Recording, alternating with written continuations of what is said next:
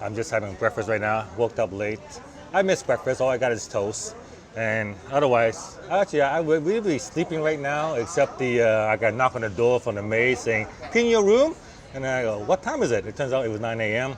So, which is actually earlier than I normally get up. So I go, okay, just give me 15 minutes. So I got changed, brushed my teeth, packed everything up, walked out here for breakfast again. I must be in time for breakfast. Come in here, there's nothing left. Like all the food's gone, there's nothing at all. And only thing I got is petrified toast. I'm serious, this is petrified. It is as hard as a rock. And petrified toast, and get this, liquid butter.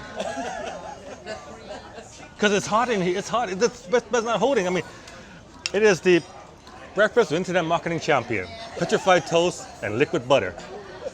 At least the coffee's good.